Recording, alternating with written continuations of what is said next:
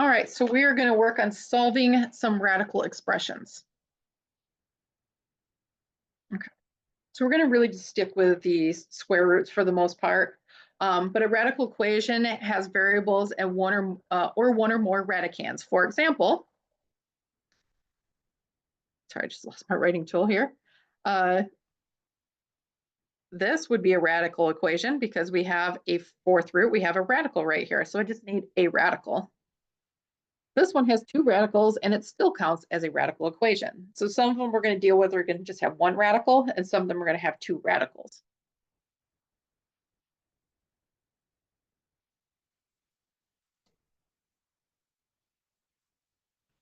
So for any natural number n, so remember natural numbers are your numbers, well,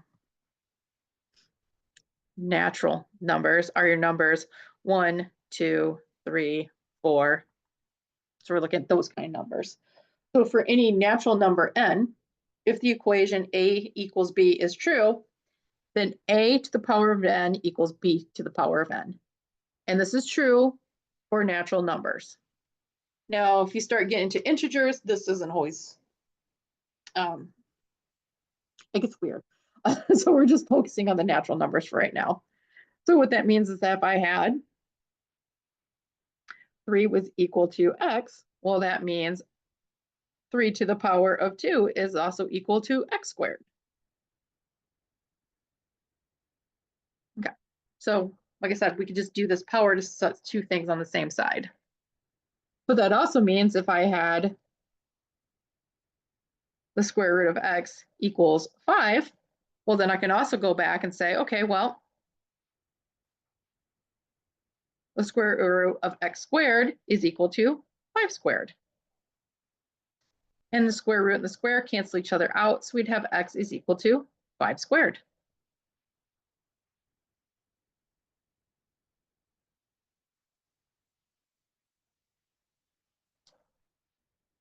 All right, so we're going to use that property to help us solve radical equations. So the first thing we're going to want to do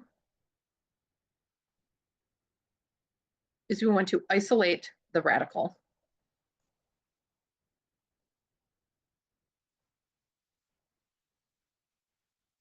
So that means we're going to have the square root of m plus 3 equals 9, and we want to isolate this radical right here. So this is the part we want to isolate.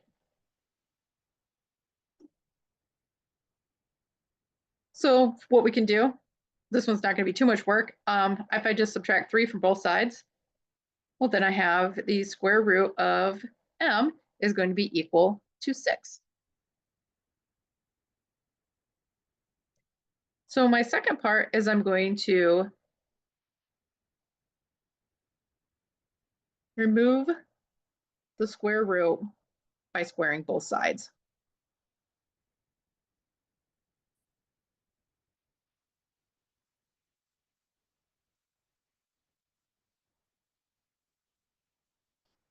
So I'm going to take the square root of m equals 6, and I'm going to go back and I'm going to say, all right, well, this side is square and this side is going to be squared.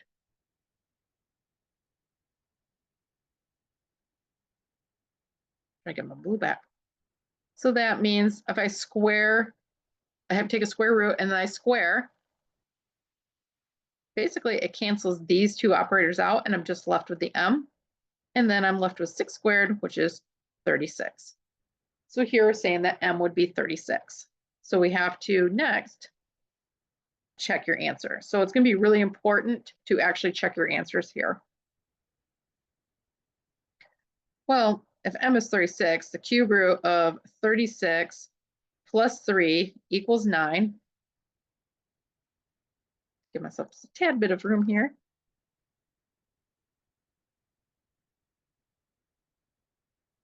Well, that's just going to be 6 plus 3 equals 9, which is 9 equals 9. So it checks out. But this is not always the case. Sometimes we will find answers that are not actually solutions for us.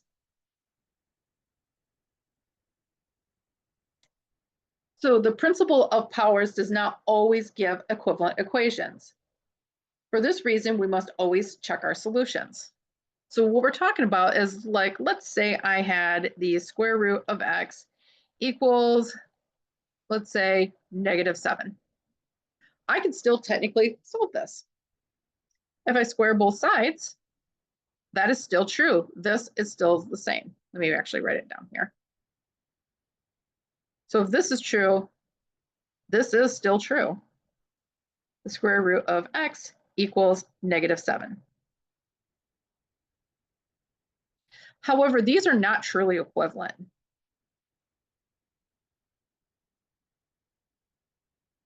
So they're not really the same statement. So I got an extra A in equivalent.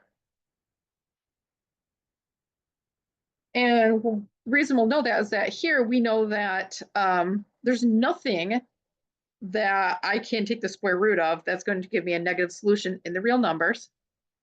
So here we know this would actually be undefined.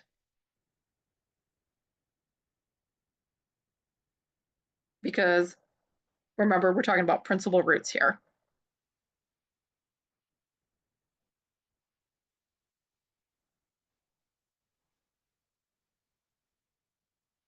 So we know that this should be undefined.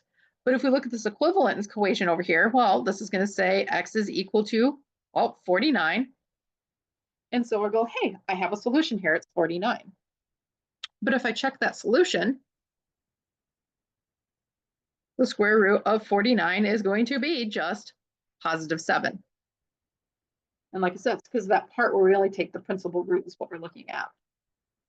So sometimes when you try to use this powers principle, like I said, this is a true statement. If this is true, this is true. That is fine. The problem is that though this is true and this is true, these are not equivalent to each other, because equivalent means they have to have the same solution set. So we may be solving something that has a solution where we're using the powers principle, but we have to check to make sure that's actually a solution to the original problem. So for solving a radical equation, our steps, like I said, are to isolate the radical, isolate one of the radical terms. So remember that, because soon we're going to do two radical terms. Use the principle of powers, which means we'll raise it to the power we need to get rid of the root. And then we're going to use, and then if a radical remains, we'll move for steps 1 and 2 again, which we're not going to see that right away for these first two examples. And then we're going to check to make sure solutions are in fact solutions. So for the first one here, we have x is equal to the square root of x plus 1, or sorry, x plus 5, and then outside the radical plus 1.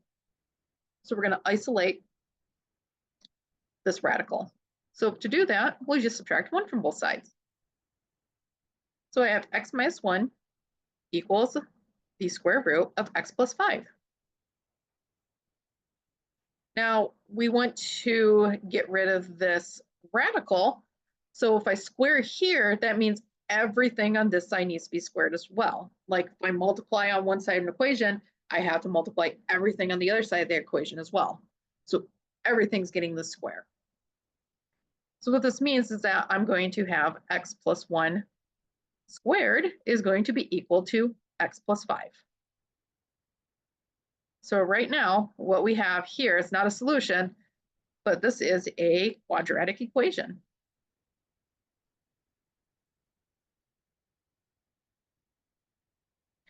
So we need to, like with the quadratic equation, break it down. We need to expand this side. So that is x minus 1 times x minus 1. So we're going to have x squared minus x plus 1 equals x plus 5. Continue up here, which means we're going to have x squared minus 2x plus 1 equals x plus 5. So now we just need to get one side equal to 0. So I'm going to subtract x from both sides. So I get x squared minus 3x plus 1 equals 5. And now add 5 to both sides. Oops, sorry. Subtract 5 from both sides. So that it is x squared minus 3x minus 4 equals 0. Well, that factors into x minus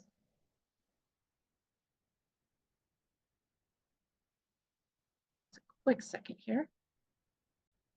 I don't know what I got stuck on there. This is going to be x minus 4 times x plus 1 equals 0.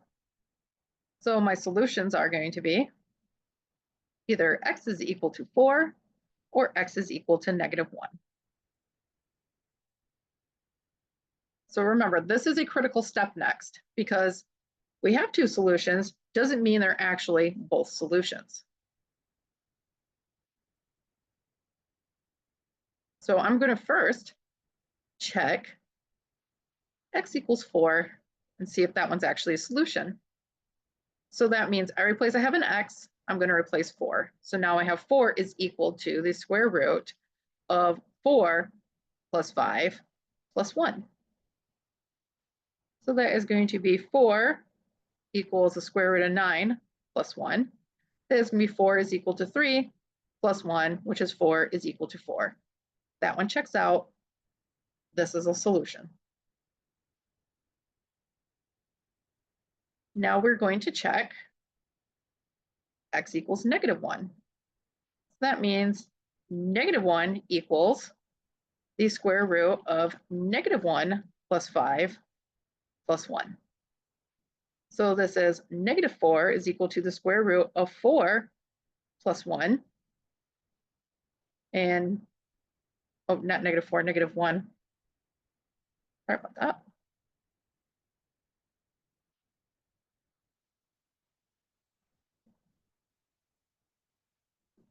I think I was looking up here. X is negative 1, so negative 1, negative 1, negative 1, or I just badly wrote a negative 1. So what we're going to get here is 3 or 2 plus 1, and we get negative 1 is equal to 3. Well, that can't happen. So this one is not a solution. So what we call these extra solutions is we call this an extraneous solution, extraneous.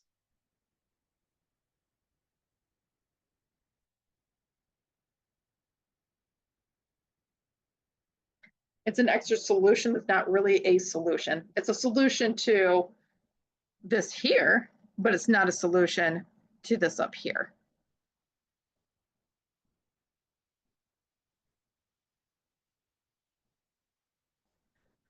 All right, so in this case, I have the cube root of 3x plus 2 minus 2 equals 0. So once again, we want to isolate the square root, or in this case, the cube root.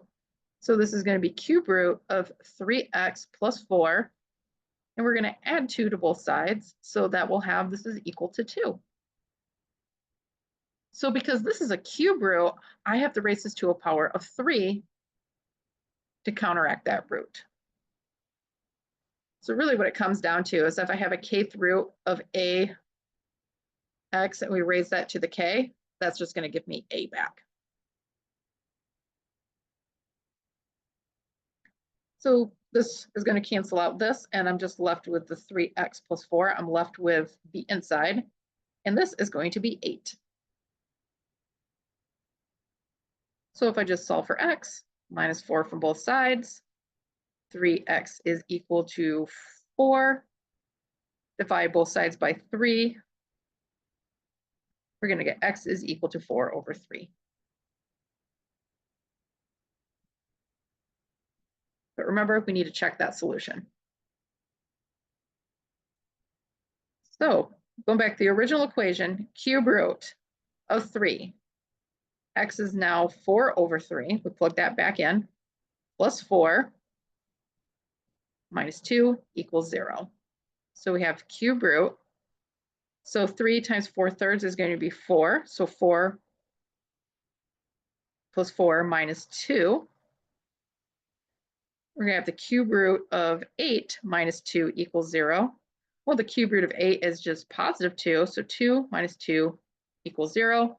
It checks out. This is actually a solution.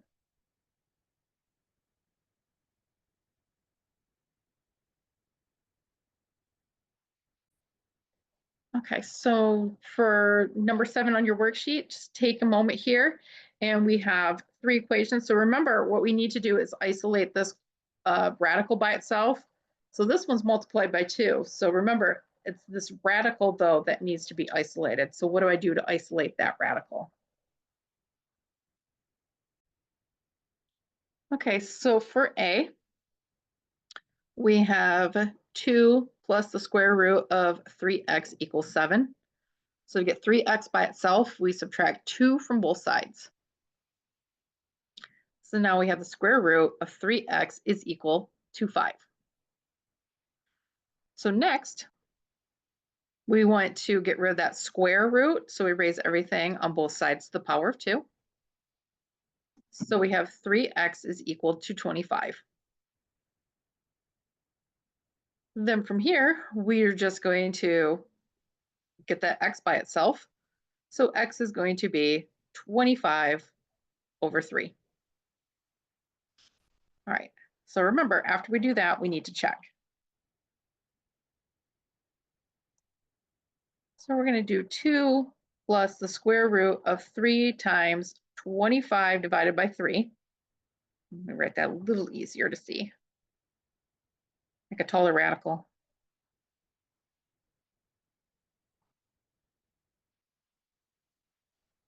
So this 3 and 3 cancel. So I'm going to have 2 plus the square root of 25 equals 7. So that's 2 plus 5 equals 7. So my solution, so I get 5 equals 5, meaning my solution has worked. So solution here is x is going to be 25 over 3. Now for B, B is going to be x minus 2 is equal to the square root of 2x minus 4. So our radical is already isolated, so I don't have to do anything there. All I have to do is use my powers property or principle. And so I'm going to square the square root of 2x minus 4, which means I also have to square the other side. So x minus 2 gets squared. So this means on this side I have a x minus 2 times an x minus 2, and that's going to be equal to, because remember this power cancels this root, just left with the 2x minus 4. So if we expand the side, so we get 2 times 2, 2 squared, negative 2x, negative 2x plus 4.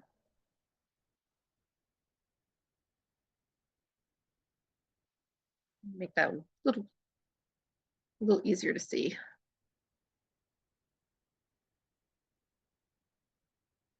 And that's going to be equal to 2x minus 4. So remember, this is a quadratic, so we got an x squared.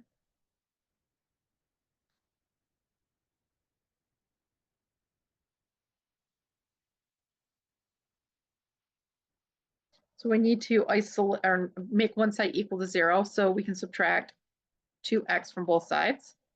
And we're going to have x squared is equal to minus 6x plus 4 equals negative 4.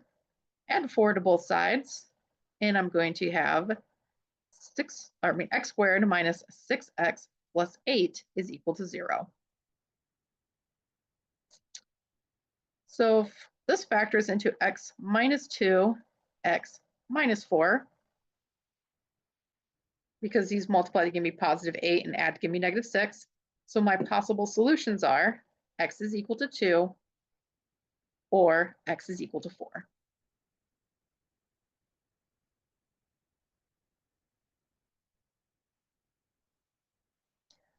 Well, let me get rid of this part over here so we can actually check our answers.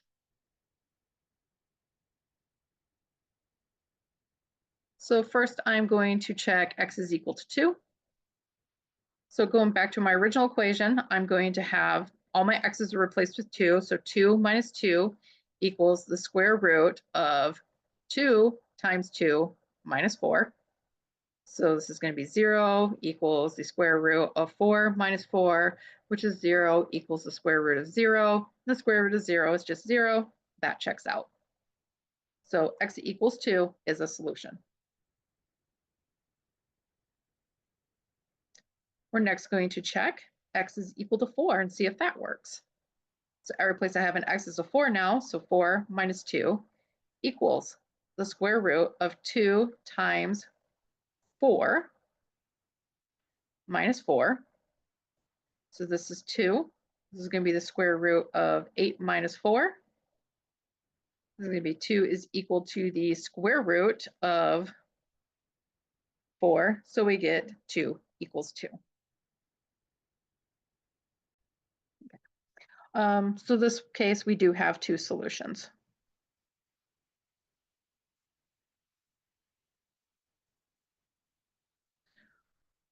So like I said, we had that one case where both solutions didn't work. This one, actually, both of them work for us. So don't always suspect when you have two solutions that neither work, or one of them doesn't work. It could just be both of them work. It could be one works, or it could be none of them work. So my last one is 2 times the cubed root of x minus 4 plus 1 equals negative 13. So we need to isolate this radical here. So we'll subtract 1 from both sides. So that is 2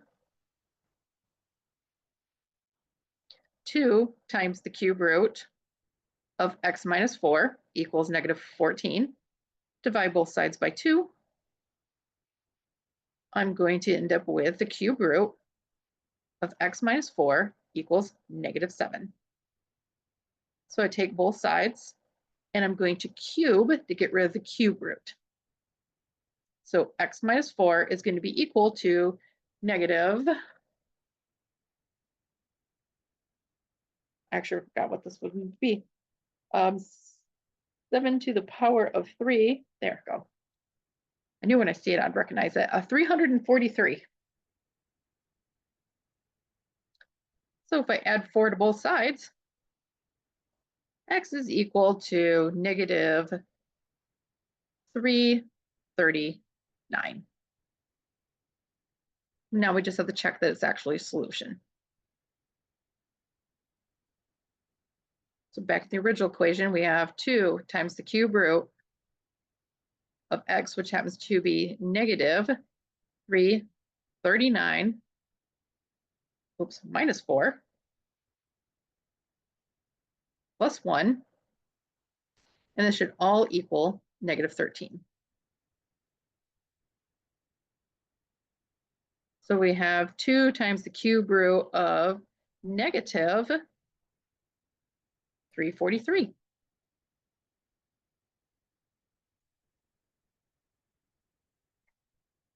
Well, the cube root of 343 is just negative 7. So that's negative 7 plus 1. So this is negative 14 plus 1. So we get negative 13 equals negative 13. So this one's actually a solution as well.